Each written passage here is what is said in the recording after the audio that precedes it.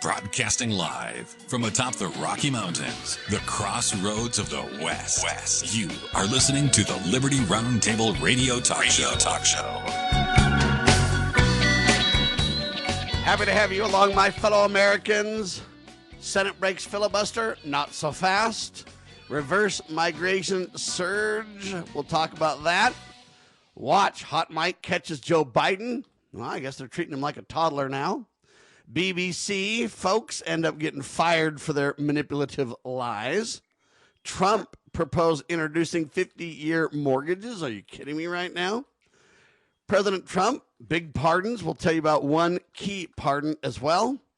U.S. Army, I guess they got an ammunition plant, and their ammunition plant's involved in all kinds of crimes. U.S. intelligence reveals Israelis aren't who you think they are. Oh, boy, it's getting crazy fast, right?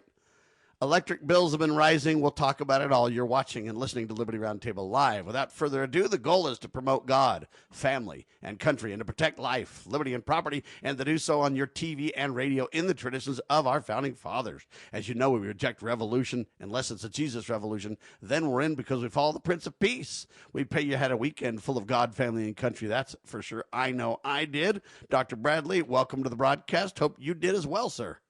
Well, thank you very much. And yes, indeed. So, it's always nice to be back in the saddle again on Monday, trying to promote the concept as widely as we can about liberty and so on. But I did have a number of events that, we spoke and tried to promote things.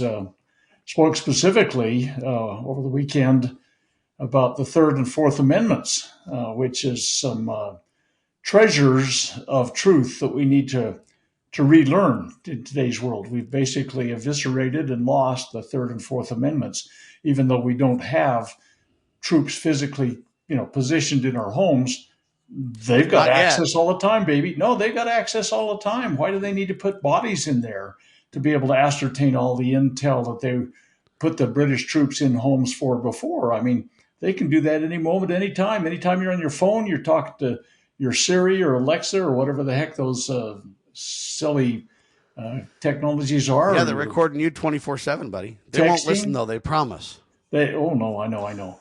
But it all is, it's all, effectuated through, stuff like the USA Patriot Act that has basically eliminated the Fourth Amendment. Anyway, yeah, there's things to talk about, and most Americans don't have a clue. They're worried more about when the Super Bowl is going to be or whatever's coming up here. Well, I'm worried about my SNAP benefits, buddy. That's what I'm worried about. And I'm worried about travel. I got to go see the football game in Florida, and I got to do this and that. And you're interrupting my life there. And anyway, Senate supposedly breaks filibuster to end government shutdown. Now, here's the problem. They voted last night in what they call a test procedural vote. That's all they did. Everybody's saying, hey, they got it solved. Not so fast. The question becomes the test vote last night, whatever language was in there for the Senate to test vote. And then when they do the final vote coming up, will they twist arms? Will it be different? Then when they get it to the House, will it be different? Yes. And then it's got to pass the House and the Senate and go to the president too, right? We got a ways to go here. They say when all the procedural details are done, we'll be in good shape, but that might take several days. Number one, flights are being canceled left and right. What do you think we're going to end up with compared to what they're touting now, Doctor? I think it's going to be very similar, but you're absolutely right. It ain't done until whatever lady sings at the end. I don't want to offend anybody. Yeah. But, no, really, I watched the procedural vote last night. Yeah. And it was a very rare Sunday session that they did. Yeah, I think they should have taken off Sunday personally, but that's just me. Yeah, but the point of the matter is all of these other steps have got to occur, and there's some rancor that's starting to build, particularly on the House side, I think, by the Democrats. They thought they got sold out because I've looked at the deal, if you will, and they got nothing. They got nothing that they pulled this whole stunt out for. I mean, yeah, they passed a year-long budget for a few items, and so they got snapped. But the rest crashes January 31st, right? Well, correct. But here's the deal. Let's just talk about some really simple logistical kind of thing. When it all gets done and the Senate's done all of their blessing of this and that and the other, and it's going over to the House, well, Mike Johnson needs to reconstitute the House, and They've got some procedural things that have got to go in there. But here's part of the problem.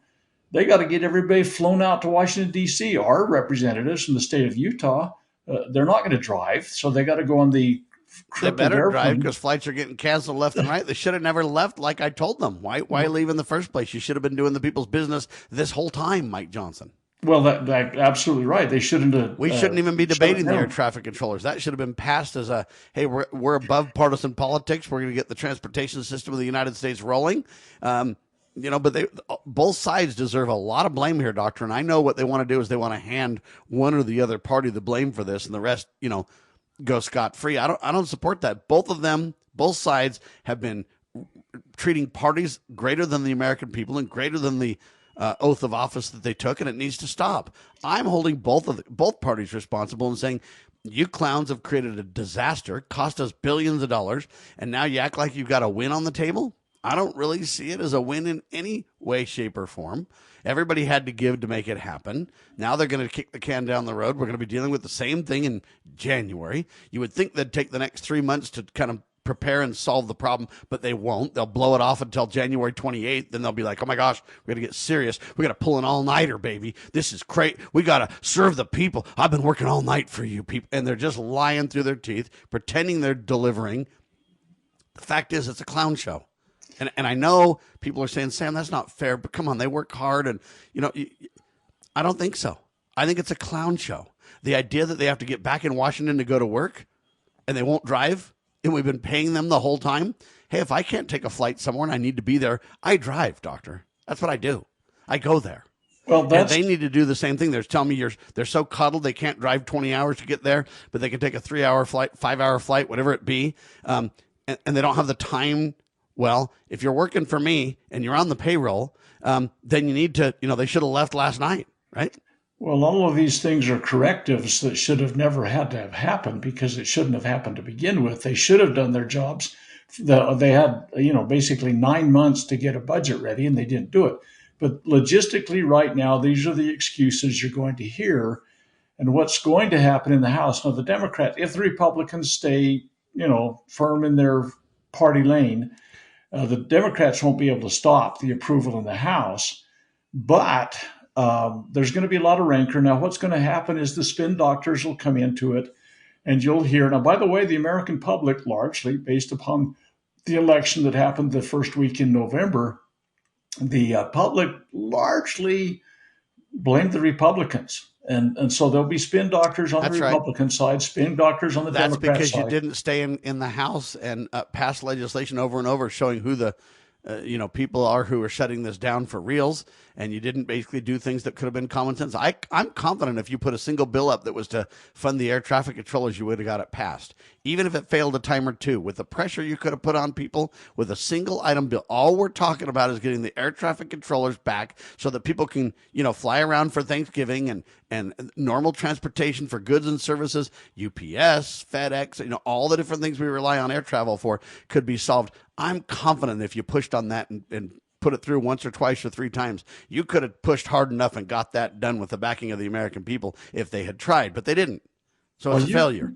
I'm convinced they could have got that done, Doctor. I really think so. Not because the parties wanted to get along, but because I think you could have put so much common sense pressure. The air traffic control you're very focused on, but I got to tell you, if you're a military family and you've got a spouse that's overseas deployed unconstitutionally to something they shouldn't be in on to begin with, or you're trying to live off base without being paid, those guys are every bit as tight. They are. And there's the clerks and there's the staff of the House. But all that's an irrelevant discussion. Not because those people don't need to be funded as well, but because we're talking about a single bill. Will you fund the air traffic controllers? Yes or no? Straight up and down vote. Let's own it. Yeah, military people, we're getting to you too soon. But we've got to start somewhere. It's a tiny bill. It's easy to understand. And even if an on-duty military man wanted to come home to see his family for Thanksgiving, if he got some leave or hey, the air traffic controllers would allow him to come home too. So this benefits everybody equally. There's no partisan politics in it. Well, and that's the only reason I choose that one. If somebody else can find a bill just as simple, just as clean, just as nonpartisan, I'd go for that too. This is just my example. Yeah, there's a whole plethora of screw ups, and it started as soon as they were sworn in the first week in January, and so there's enough blame to go around, but the American public blamed Republicans largely. They spanked. They did. That's right. They got spanked by the Democrats. Sad but true. I think it was some liberal states that were really up for grabs too. That kind of made it seem bigger than it was. But your point's well taken. Like I say, even if they end this filibuster, and I pray they do, I blame both parties because I think they had ways forward that they didn't even consider. I will say this. We got reverse migration surge. We'll tell you about it in seconds. You're watching Liberty Round Table Live. Why don't we say to the government writ large that they have to spend a little bit less? Anybody ever had less money this year than you had last? Anybody ever having a 1% pay cut? You deal with it. That's what government needs, a 1% pay cut. If you take a 1% pay cut across the board, you have more than enough money to actually pay for the disaster relief.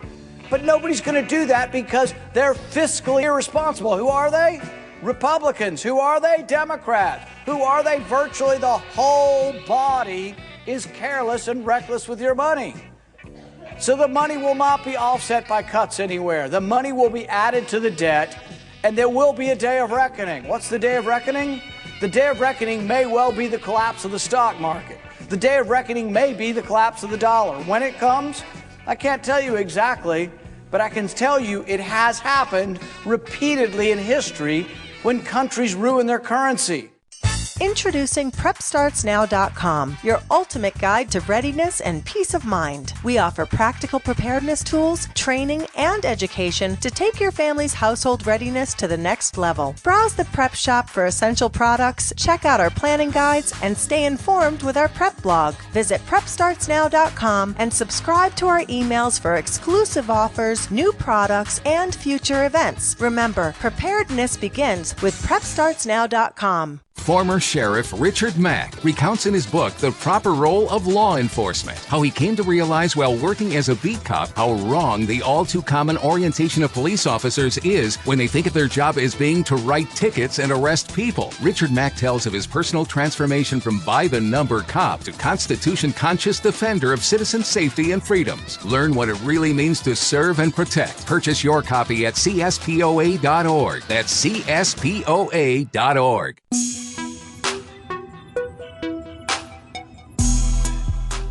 Last Friday, Dr. Bradley and I had a big discussion about immigration. And for the most part, we agreed.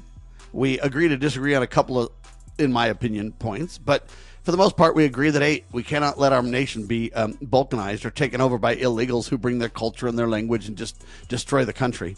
We can only assimilate so many people, and we've already got immigration plans that bring in 1 million a year. And Dr. Bradley's saying, hey, he believes that the legal parameters that we've got now are great. We've got to slam the illegal door. But the current situation is good if we just follow the law. And that was Dr. Bradley's point is, look, we just got to start following the laws, Sam. And I agree 100%. I went a little further and said I also think we need to work on a justice and mercy plan to separate the criminals from the people who may be here for different reasons. And so we need to kind of update our immigration plan. But Dr. Bradley has a valid point. Whenever we tamper with anything, it seems to get jacked down and worse. I mean, I don't disagree with him on that either.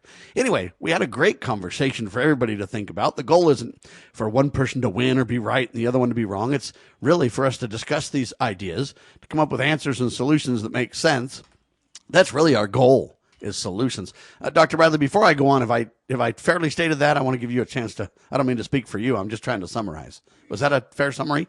Well, I think you were kinder to me than you should have been, because I've got a lot more to say about that if you want me to, because honestly, there's a bigger chasm, I think, than a lot of people believe. And I think, so let's do this headline and then we can talk about your chasm and stuff like that. The headline says reverse migration surges as U.S. crackdown sends thousands back south. Basically, they talk about in Panama, they say a striking new migration trend is unfolding. Thousands of migrants, mostly Venezuelans right now are heading away from the United States, ladies and gentlemen. Tough immigration measures reinstated under the Trump administration have triggered a, quote, reverse flow of people returning through Central America. Between January and September 2025, over 18,000 migrants, they say, traveled from Panama back to Colombia, while crossings through the dangerous, what's it called, the Darien Gap, plunged by 98%. U.S. border arrivals have dropped sharply, they say, as deportations have risen significantly, nearly 50% year over year. By mid-2025, deportation flights. So Joe Biden flew everybody into the country to get handouts. Donald Trump is flying people out. So by the mid-2025, deportation flights is what they're called, from the U.S. to Mexico ramped up from weekly to daily. Many deportees, they say, are struggling to deal with this and da-da-da-da. But the bottom line is we're seeing a significant change. And we're starting to see border economies that once thrived under migration now are melting down. They say in, I don't know how you say this, Tapachula, Mexico, they say daily crossings have fallen from, let's see, over 1,000 to fewer to 50, and it's devastating the economies there. I think this is great news. I'm grateful that President Trump is doing his very best to lock down the border, despite all the opposition that he gets. I agree with Dr. Bradley that this illegal immigration is a disaster for America because people aren't willing to come and become Americans and assimilate. They're coming for handouts or they're coming for criminal reasons. My only point is, how do you separate that out from those who want a better life? That out. And the answer Dr. Bradley would give, and he's right, is, hey, we've already got a legal way for people to come. You can already come and push for asylum if it's justifiable, and we can adjudicate your case. We've just got to follow the law. Anyway, the only reason I'm bringing this up is because we talked about it in detail on Friday, and then now there's a big article about it, basically highlighting the progress the Trump administration and Tom Homan and company have accomplished. And I think it's good news because I believe that we cannot be overrun. We both agree on that fact. So our disagreements are slight. Our agreements are, for the most part, there. I just feel like at some point, I would want a better life. At some point, I would want to move to where there's freedom. And I agree there's a right way and a wrong way to do it. I just think that the right way oftentimes is very difficult and expensive for people. And that's kind of the problem. And some would say, well, that's an appropriate deterrent. Maybe so.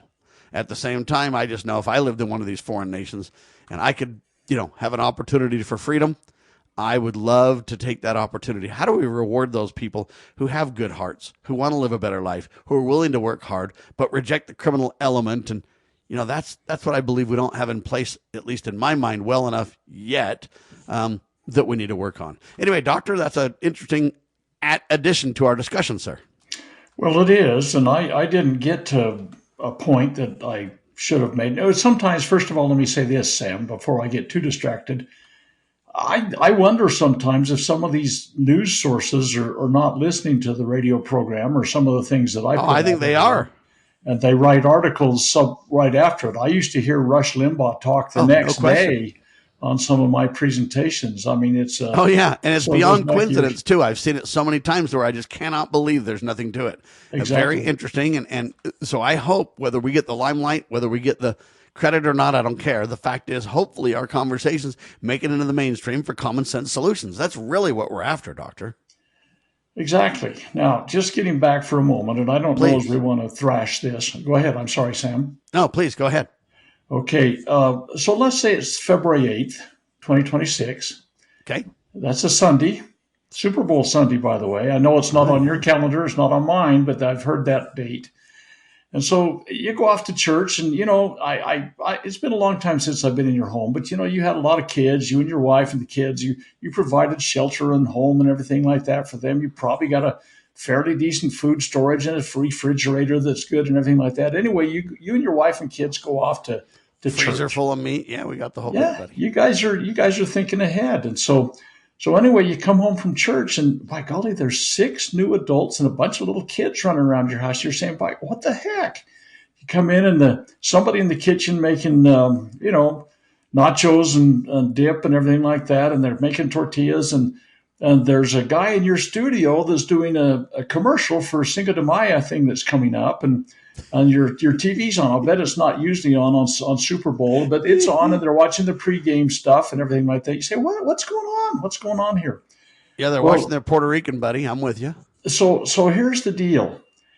This is an invasion of your home, and you're going to contact local authorities and say, I need these people out. But here's the reason I had thought of this was that I've had kids that they've had international assignments for years. And one of my daughters had told me about when she was in the Netherlands that this exact scenario happens. Now, South Africa we could use too and stuff like that. But the people that come in actually displace the actual owners, and ultimately and finally they take over the home.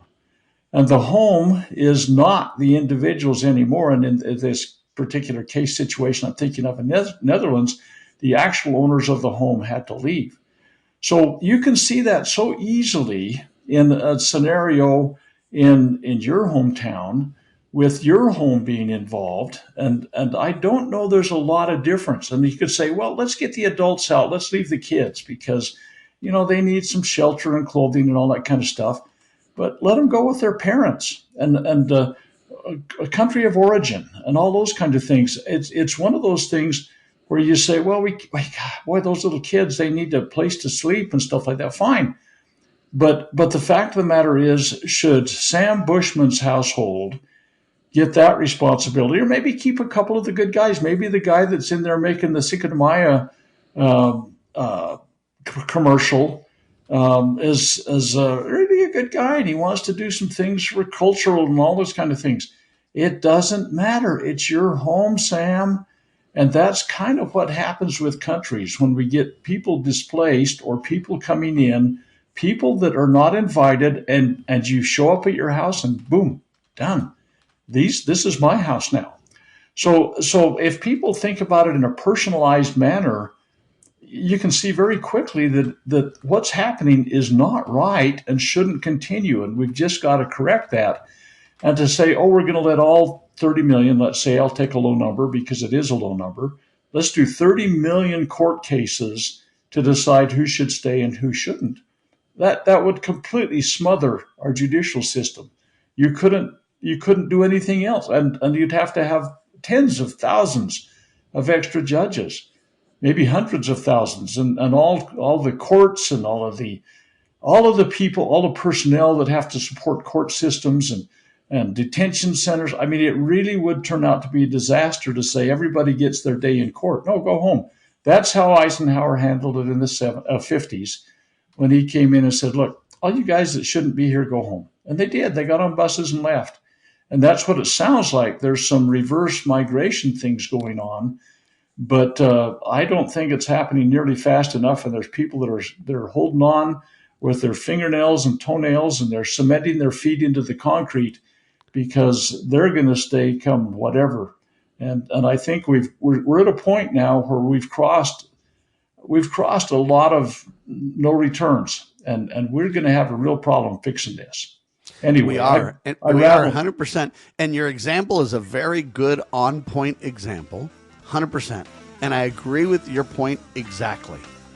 The only problem is they're in our house. They're eating our food. They're using our health care. They're having babies free that become anchor citizens. Right? What do we do about it is the only real question left. And sending them home is great. We should send as many home as we can, starting with the criminal element. No question about that. What do we do in the more sticky situations is the only discussions left. And it's very difficult to handle. You're right. We can't have every single case go up to the courts. We'll never manage it.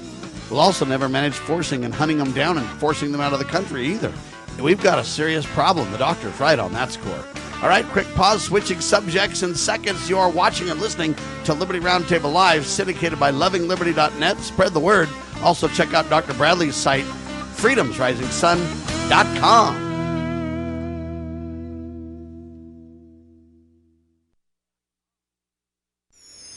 Pursuing liberty, using the Constitution as our guide. You're listening to Liberty News Radio. Breaking news this hour from Town Hall. I'm Rich Thomason. President Trump has pardoned dozens of allies accused of trying to overturn his 2020 election law. According to his signed proclamation, former Trump personal lawyer Rudy Giuliani, former White House Chief of Staff Mark Meadows, attorneys Sidney Powell and John Eastman, and others have been granted full, complete, and unconditional pardons. The proclamation said the pardons were designed to continue the process of national reconciliation. Donald Trump was also indicted on felony charges related to the 2020 election, but the case was dismissed after he was reelected last year. Greg Clugston, Washington. It may not be too much longer before the federal government gets back to business as usual. Senate Majority Leader John Thune. Mr. President, after 40 long days, I'm hopeful that we can finally bring the shutdown to an end.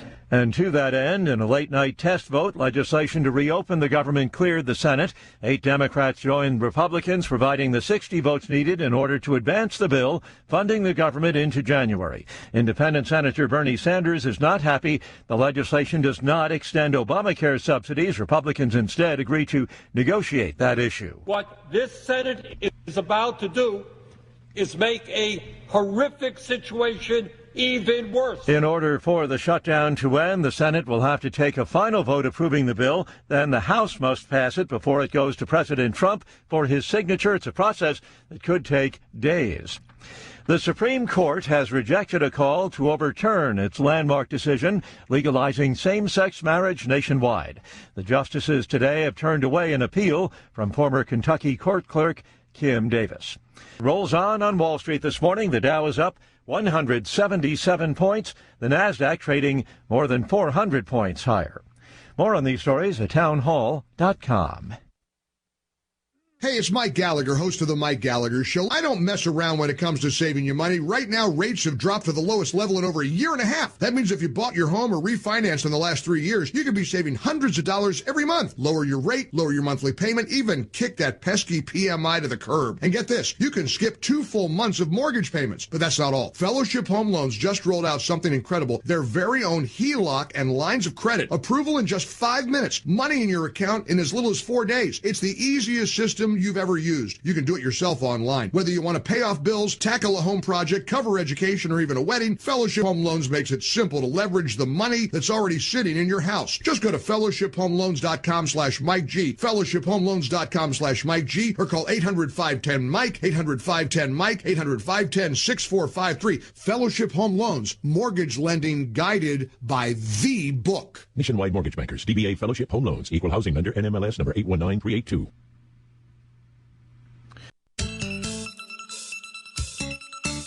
Get ready to be part of something incredible. We're breaking barriers and delivering the powerful stories that mainstream media won't touch. Your support is what fuels our mission to revolutionize journalism and bring you the truth. Join our passionate community of changemakers by donating at libertynewsradio.com today. Together, we're creating the future of news. Do you know what is great about America? Ask an Immigrant. Ask an Immigrant is a new podcast dedicated to helping Americans, especially our youth, value, appreciate, and be grateful for the freedoms we have here in America. Join host Lydia Wallace-Nuttall as she interviews immigrants from around the world to discover their inspiring personal stories about why they came to America. To learn more about why America is the most prosperous, greatest country in the world, download the Loving Liberty app or go to lovingliberty.net.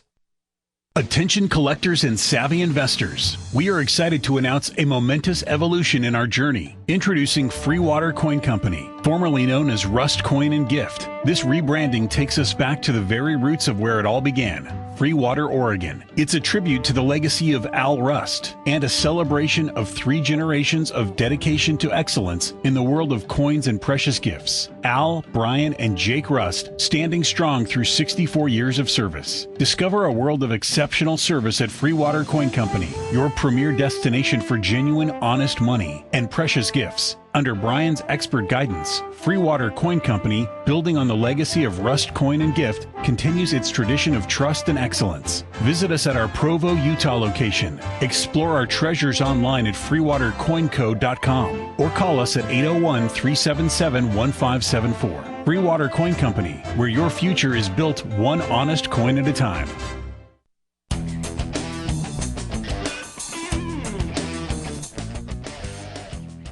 All right, before we go to the subjects I had planned, late breaking news just popped out of the Supreme Court, ladies and gentlemen. Kim Davis defending marriage. She's been at it literally for a decade now. She went to the Supreme Court. They call it a long shot case. Sadly, she lost. That's right. Sadly, they shut down Kim Davis. So the headline, Supreme Court rejects Kim Davis's bid to overturn same-sex marriage ruling. It's not surprising, but it's disappointing. There were a few people on the court saying, hey, we got to revisit this. I believe that marriage is between a man and a woman, legally and lawfully married. It's God-ordained marriage. I think that same-sex marriage is a perversion of that, and I will not back away from that stance. Nevertheless, you've heard the Supreme Court, and they ruled against Kim Davis. I commend Liberty Counsel for fighting this fight for a decade. If enough other people would have stood up in the fight, we might have changed the tide. But sad part is, as America doubles down in immorality, we start to lose liberty everywhere. This is the crown jewel of them all, in my humble opinion. You destroy marriage in America, and eventually you destroy the family, Doctor. Well, you have an absolutely accurate assessment of this. But even if, I mean, if people say, okay, I have a right to contract, I'm going to go say I'm married to somebody else or whatever, based upon that right to contract. The problem is, well, there's a whole bunch of problems, as you well know. But one of the big problems is they keep using a fallacious approach to applying this at a general government level, at the national or federal level, whatever you want to call it, wherein everybody goes to the 14th Amendment and they say, oh, look, we've got this equal protection, blah, blah, blah kind of thing. And as I've said so many times, the 14th Amendment is probably, I don't know, so many. It's one of the where everyone, or the ones after that, are just as bad. They started to get into these egregious ideas that have put everything on the federal level is what's really happened, right? What the feds are doing is they're completely supplanting any separation that happened to begin with. The powers, 45th Federalist paper, the powers delegated to the general government are few and defined. And what happens is that by the 14th Amendment, with its poorly conceived concept, is driving everything today. And you know what? There's decisions being made in the Supreme Court that the decision is correct, but the way they got to it is wrong. And they're using the 14th Amendment very often. Yeah, hold on. And the reason the decision is correct, just to help people follow your logic, is because, hey, it's not a general government issue. And if people want to have contracts, they can have contracts of any way they want to. The problem is calling it marriage and deciding it's a federal agenda is the issue, right? Yeah, but the thing is, there's so many other subjects. And I had a big, long exchange with a group the other day from another Midwestern area that they want to use the 14th Amendment in error and actually facilitate a greater preponderance of decisions going to the 14th Amendment. And they're saying this could happen with the 14th Amendment. I'm saying, you guys just stand on a sandy foundation. One of these days it's going to bite you. And so, amen to that. And the general idea is that it's not federal purview at all.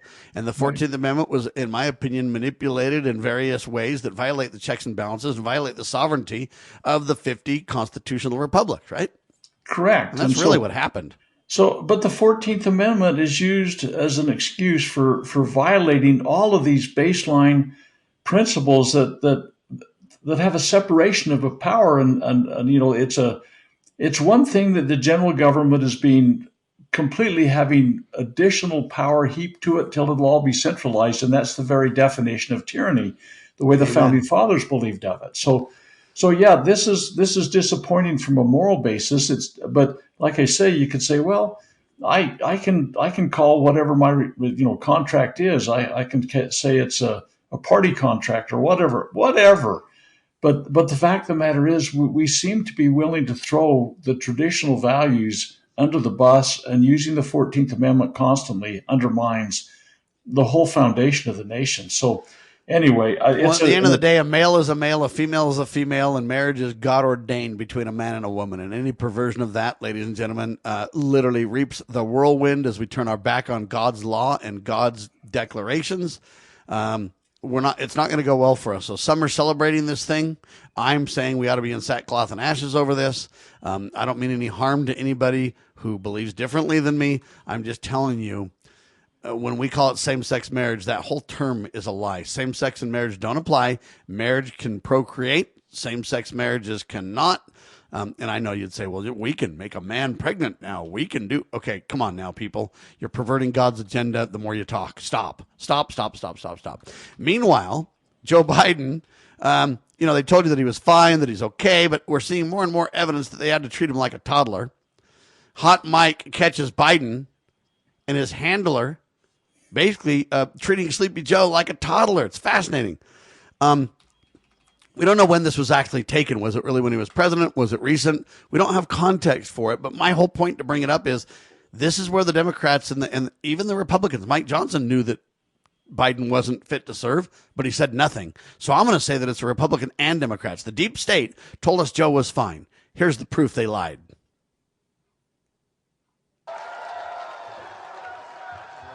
You're going to stay on stage. Yeah. Oh, okay. You're being wrapped by the sides. All right. So, okay, there you go. So my question is, who is this lady saying you're going to stay on stage? And he's like, oh, I am? I mean, I'd like to order around the president or the vice president, whatever you want, like that, doctor. The very strange. He doesn't even know where he's at. He doesn't even know if he's supposed to stay on stage or not. I mean, who's in charge around there? If they're telling him you're going to stay on stage and he's like, oh, I am? What about the real decisions of the country?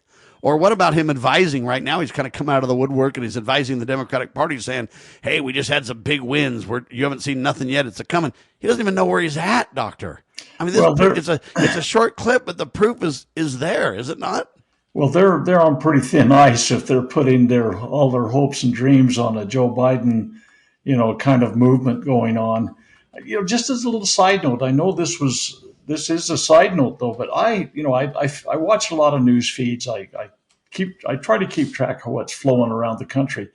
I am seeing more and more and more news feeds that are trying to cast Donald Trump in the Biden funk. That he's old, that he doesn't know what's going on, that he's confusing and clueless. It's not even close to true. No, but the thing is that you can see there's a web being woven that's trying to cast him in that same kind of debilitated state. And I find it fascinating how there's so many of these, ploys that keep getting played by the spin doctors. And you just have to sort through it. But you wonder how many people take the time to sort it. They just take it at face value. Like I thought we were going to talk a little bit, maybe we will in a moment, about the BBC and their spinning of the web. Yeah, that's coming up. So the point is we will, and I think Americans have a hard time following those nuances, as you wisely point out, Doctor. However, I think when you see short clips like that, and when you see headlines like I'm talking about, I think people really start to see the truth, right? Watch Hot Mike catches Biden's handler treating Sleepy Joe like a toddler. Okay, when you see that, I think it doesn't take much for the average person to go, wait a minute, why is this lady telling him you're going to stay on stage? And he's like, oh, I am? Okay, what? Okay, that's what you say to a 5-year-old. Biden should know if he's staying on the stage or not, or whatever. If somebody said that to me, I'd be like, no, listen, I'm supposed to not stay on the stage. I'm leaving. I don't know what you're talking about. Let's go over here and talk about this or whatever. All I'm saying is these short sound bites in many ways aren't good because I want people to dig into details. But in some cases, I think these short sound bites help the American people see what's really happening. And this is one of them. Yeah, absolutely. And I think this one is, without even having the whole bigger context, I think it tells pretty, straightforward story. He's not playing with the full deck. Amen to that. Anyway. Now, your point is the BBC people, we talked about that last week, how they literally manipulated video evidence of Donald Trump, pretending he was promoting violence. They got caught. It was a lie. What I don't understand is why it took so long for this to happen. But the BBC director, I guess he's the past General Tim Davey, I think is how you say his name.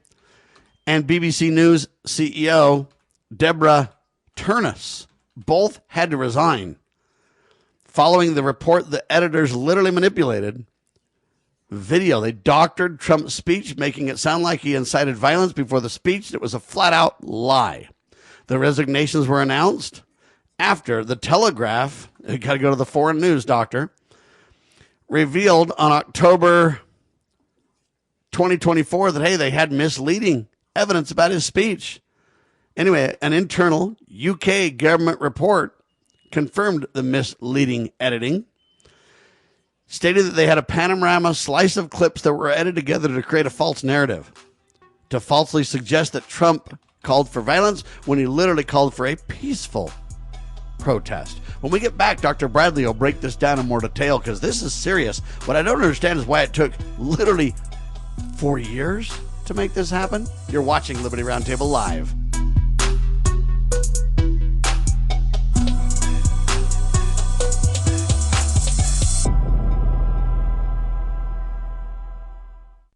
In the medical field, IT security is crucial. Our highly skilled consultants are HIPAA certified and have 20-plus years of experience servicing medical clinics, billing, and supply companies. We offer comprehensive endpoint protection, guarding your computers and servers against all stages of threats. And with our 24/7 monitoring services, you'll never worry about extensive downtime again. Ready to level up your IT support? Call 801-706-6980 today and discover how great IT services can be with managed IT services. Step into the boots of the American West with Range Magazine, where grit meets grace. This is a front row seat to the stories, struggles, and triumphs of ranchers, farmers, and stewards of the land. From jaw-dropping photography to no-nonsense reporting, Range brings you the untold tales of life on the range. Whether you're a city dweller with a cowboy's heart or living life where the pavement ends, Range speaks to the soul of the West. Subscribe today at rangemagazine.com.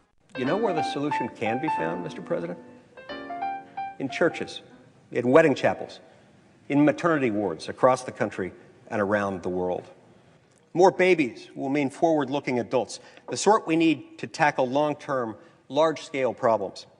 American babies in particular are likely going to be wealthier, better educated, and more conservation-minded than children raised in still industrializing countries.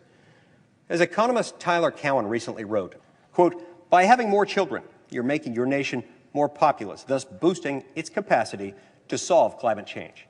The planet does not need for us to think globally and act locally so much as it needs us to think family and act personally.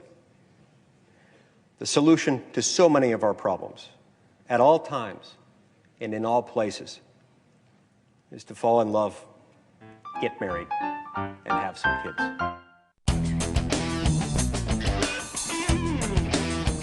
Okay, before that brief interlude, Sam was talking about this British news agency that sliced and diced the presentation that Trump made on January 20th, 2021, that made it look like he was an insurrectionist. The truth of the matter is, by the way, that nobody's been convicted of insurrection under any of the insurrection laws, and this didn't happen, and it was a complete fabrication. And it's kind of as egregious, in my opinion, as this new movement to AI. AI is, I mean, they can make anybody look like they're sane and make their voice sound like they're sane. And I think we've really got to be on our guard. And you know, Ronald Reagan coined a term, you know, trust but verify. My adage has always been distrust until verified. And so virtually every one of these things that comes out, I have to do some digging, and most people aren't willing to do that. But I think that that's going to become more and more and more a situation that's critical. I mean, we have instances, for example, where we have medical advice being given on the internet that sounds like a person that should know. We have legal advice that sounds like a person that should know. It's all created nonsense. And I just have to say it's AI Bravo Sierra most of the time when I see these things now. But part of the problem is I spoke with someone the other day that spent some time in the emergency room, and they got all the reports out of it. And they said, this didn't happen, this didn't happen, this didn't happen. And they started going through their reports. They took the effort to get the reports and review them. And finally, it came down to that they were all AI generated. So there's just so many false spins being put on everything. This news thing is I think, a word to the wise to say distrust until verified. And it's cool that they finally got caught. But I think the U.S. news media, they had cameras rolling and recordings on when Trump was speaking, and somebody said, "Here's what's being put out in England. Isn't it amazing that the speech actually went this way?" And there could have been a correction. The United States media, too, and we need to dig into this further, really perpetuated that same kind of a narrative. Whether they used the exact footage or not, or created their own footage, that's a problem. I don't know. We need to back into the mainstream press and their coverage on a lot of this, too. But I think they all committed fraud because, look, it took 4 years for us to, almost 5 years for us to come up with this. And now these guys resign 5 years later. When are when are they going to have to, pay back the amount of money they got for 5 years? All I'm saying is that even the UK government report confirmed the misleading editing. And so we need to back into the United States side of those discussions, and we need to prosecute to the fullest extent of the law all these people involved. Before to the end of the hour, I want to highlight another article for Dr. Bradley to comment on. I think this is a sad tale in America for sure, and I got a different 100% 180-degree solution from Trump on this. Headline says, Trump has proposed introducing 50-year mortgage terms, attracting significant backlash. And you got to go, I wonder why. Well, because it's a clown show. That's why. The last thing we need are longer mortgages for people to pay just tremendous amount of interest. It's out of control. The FHA director, Bill Polt is the guy's name, confirmed that the administration effort wants to, put this plan in place. Critics argue that these extended mortgages could really cause problems here. They say the debt levels will just be through the roof. Some, like Representative Marjorie Taylor Greene, voiced concerns about financial burdens on homeowners. Supporters claim it could improve housing affordability. Details on the implementation and the timeline at this point remain unclear. Current households spend an average of 38+% of their income on mortgage payments. That's absolutely out of control and unsustainable, by the way. Trump is considering taking Fannie Mae and Freddie Mac and turning them into public institutions. He regards the financial performance of these groups favorable, and he believes it's perfect time to do this. I couldn't disagree more, Dr. Bradley. What we need to do is open up a bunch of land in the West and get it back from the federal government controlling most of the land in the West so people could actually buy land at affordable costs, number one. Number two, we need to back off on all the mandated guidelines of home, ownership and build. Hey, we got zoning. We've got massive homeowners associations, HOA fees. We've got to where it's just absolutely unsustainable. We need to go the opposite direction. Decentralize, decrease costs and regulations, let interest rates regulate themselves. Private people could, bring a lot of loans to the table. Seller or for sale by owner or owner financed could make a big difference. An owner could make 5% interest or 4% interest and be delighted to get it. There's so many ways to go about this, but we're going about it the wrong way, keeping people in debt longer, having them pay tremendously more interest. It's a disaster. And what it really means is no one will be able to own homes for future generations if we allow this to stand. Dr. Bradley. Well, the World Economic Forum has been promoting the idea that you'll own nothing and you'll be happy. And this is a move towards that. But you're a guy that's been in the mortgage business for a long time, and you know the nuances of this thing. But I remember 50-year mortgages for a period of time. They may still have them, maybe they don't. I don't know. But say 20, 25 years ago, what year mortgages? 50-year mortgages, and young people were picking them up. But I thought, what, you guys are idiots. You're going to be 30 years old now, and you're getting in a house. And you won't even have it paid off until you're 80. I mean, come on, people. Yeah, but let me explain the mentality for some of these people. They're just saying, look, I'm never going to own a house. So I can either, one, do one of these 50-year mortgages and have something nicer, or live in an apartment at somebody else's behest, or live in somewhere else at somebody else's behest. when you have two negative choices like that, people make a choice that at first sounds like, there's no common sense to it, but they're just like, hey, at least for the next 50 years or the next 20 years till I die, whatever the time frame be, I'll have a better quality of living in the meantime. And if I'm not going to own anything, what's the difference?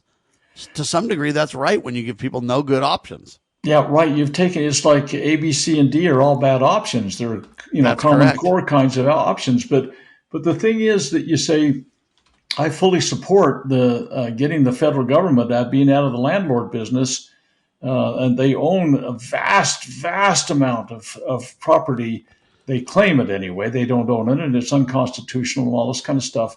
And that needs to be corrected. And by the way, that's how Andy Jackson got the United States out of debt to begin with. The first and only time the United States has been out of debt is by selling federal lands. But I would put a little stopgap in there, it's got to be major. No foreign ownership. See, China could come in and buy up all that land and say, hey, I now own the United States. And that was not, foreign ownership was something they were concerned about clear back in the founding era. And that we've created an rightly so then and rightly so now, Doctor. Absolutely. And so we would have to put some, caveats and protections in there so that it didn't all get bought up. And here's an issue. It's called stewardship. And it's a natural law issue. If you have a home, you have a responsibility to take care of it. You've got a family, you take care of them. You've got stewardship over that. And there are some people now, and the general government's one of them, and that is they claim ownership, but they're really bad stewards. They have a really crappy approach to handle all this vast, tracts of land that they have. So they do a poor job. And what actually happens if you have ownership is you recognize that, I take care of my forest or I take care of my watershed or whatever because my children will inherit that. And because I have to live in it. That's right. And so there's a whole bunch of things that could be corrected if the suggestion that the general government get out of the landlord business and it would make a great deal more land available, but again put some safeguards in there so that China doesn't pick it all up or something like that. Yeah. So create a level playing field, create a situation that protects America, do so by law, then get the government out of the loan business entirely. Let interest rates fall where they may based on supply and demand and realism. Let Americans get enough land to where we can actually, buy land at reasonable costs. The reason land is cheaper in the Midwest and in the South is because they don't have all these, west of the Mississippi kind of scenarios where the government owns all the land. Look at the equal footing clauses and let's get, land in the hands of the American people. Let's decrease the mandates by government. You could do 3D printing. You could do manufactured homes. You could do home ownership could be very easy if we just had government create a level playing field and get out the way. And the sooner that happens, the better. Dr. Bradley's right that it needs to be done correctly. But I think if you can get government out of the way, so I support getting rid of Fannie Mae and Freddie Mac at the government level. I reject the 50-year mortgage plan. I think that's a disaster. I think we need to go more towards 15 and 10-year mortgage plans, if at all, and let people not have compound interest. Let them have simple interest. And if you did that, then the people lending the money can get some interest, but it wouldn't be abusive usury. Until we realize that is dishonest manipulation of money, fake money, the Federal Reserve at the core of all this, the inflation would go away. Real prices, real value for value would take place. Supply and demand would be king once again, not government manipulations or subsidizing, etc. These are the answers. Go back to the free market of the founding fathers, understand what they were concerned about and why. That's the solution, Doctor. Free market, the two key words that you threw in there that could make all of those little nuanced things happen. Amen. By the way, you can sign up for Dr. Bradley's weekly webinars Thursday nights at 7 p.m. Mountain Time. Go to freedomsrisingsun.com to sign up and get your invite ticket, if you will. You can also basically check out his incredible collegiate series, To Preserve the Nation. It's all available at freedomsrisingsun.com. For Dr. Bradley, and I'm Sam Bushman. We love liberty, ladies and gentlemen. We're syndicated by the Loving Liberty Networks, lovingliberty.net. Spread the word, show the love, and God save the Republic of the United States of America.